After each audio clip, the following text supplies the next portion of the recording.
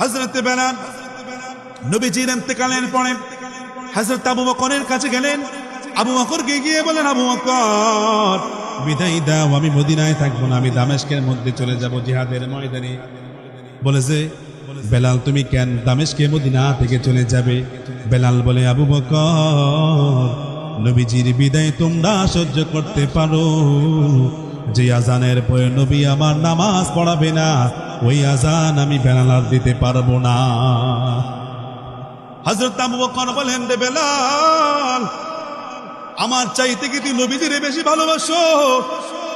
কিন্তু বেলাল বলে, আবু বকর নবীজির বিরহে বেদনায় নবীজিকে ছাড়া এই কষ্ট আপনি সহ্য করতে পারেন, কিন্তু আবু বকর আমি বেলাল নবীজির বিদায়টাকে সহ্য করতে পারছি না।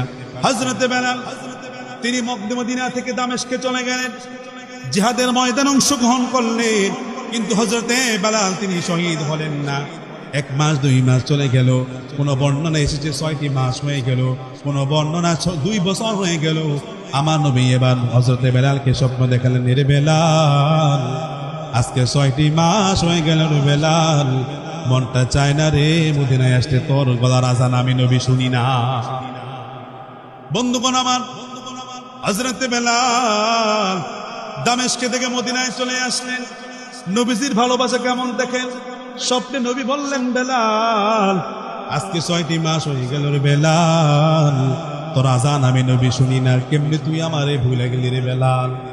বেলাল আবার নবীজির পাগল, তিনি মদিনায় চলে আসলেন। বেলালকে দেখে মদিনার মানুষেরা বলেন, আদ্দিনিয়া বেলাল, বেলাল তুমি আজান দাও। বেলাল বললেন, যে আজানের পরে আমার নবী ইমামতি করবে না, ওই আজান আমি বেলাল দিব না। বেলাল আজান দিতে তিনি রাজি হচ্ছে না। এবার আবু আইয়ুব আনসারী তিনি মা ফাতেমার বাড়িতে চলে গেলেন ইমাম হাসান আর হুসাইনকে আনার জন্য।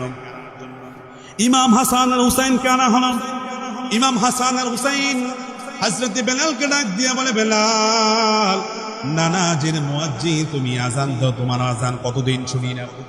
হযরত বেলাল বললেন, রাসূল আমার হাসান আর হুসাইনকে জড়িয়ে ধরে সবসময় বলতেন, রাইহান এগুলো আমার সুগন্ধি। এবার হযরত বেলাল হাসান আর হুসাইনের তিনি আবদার রক্ষার্থে তিনি আজান দেওয়া শুরু করে দিলেন। বেলাল যখন বললেন আল্লাহু আকবার আল্লাহু আকবার, মদিনার বৃদ্ধ বৃদ্ধ মহিলা পুরুষ সকলে বের হয়ে গেল। বলে যে মনে হয় নবীজি দুনিয়াতে আসছে, মনে হয়, কারণ নবীজি দুনিয়াতে যাওয়ার পরে বেলাল মদিনা থেকে চলে গেছেন। বেলাল আজান দিয়েছে, মনে হয় নবীজি দুনিয়াতে আসছেন। বেলাল যখন বললেন আশহাদু আল্লা ইলাহা ইল্লাল্লাহ, মদিনার ছোট ছোট মেয়েগুলা বলে, মা মনে হয় নবীজি দুনিয়াতে আসছেন। কেন? বেলাল মনে হয় আজান দিয়েছে নবী দুনিয়াতে আসছেন। বন্ধুগণ আমার, হযরত বেলাল যখন বললেন আশহাদু আন্না মুহাম্মাদার রাসূলুল্লাহ, হযরত বেলাল যখন আশহাদু আন্না মুহাম্মাদার রাসূলুল্লাহ বললেন, বেলাল এবার বেহুশ হয়ে গেলেন, আজান বন্ধ করে বেহুশ হয়ে গেলেন। এবার বেলাল যখন মাথায় পানি দিয়ে হুশ ফিরানো হলো, এবার বেলাল যখন মসজিদে নববীর মধ্যে আল্লাহর হাবিবের রওজা মুবারকের সামনে দাঁড়ায়া নবীকে ডাক দিয়ে বলে, নবী আমার আপনার ডাকে আমি বেলাল সেই দামেস্কে থেকে এসেছি। ইয়া রাসূলুল্লাহ আমি বেলাল আজান দিতে রাজি হই নাই, আপনার কলিজার টুকরা হাসান আর হুসেন আমাকে আবদার করেছে বিধায় আজান দিয়েছি।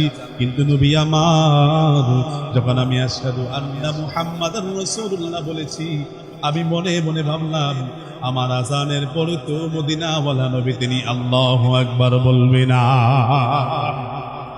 বন্ধু আমার, নবীর পাগল কেমন দেখেন দে বেলাল। নবী আমার রওজা মুবারকের সামনে দাঁড়ায়া বেলাল কান্না করে বলে, নবী মদিনায় আসলাম, কিন্তু গো নবী আমি বেলাল আপনারে দেখলাম না।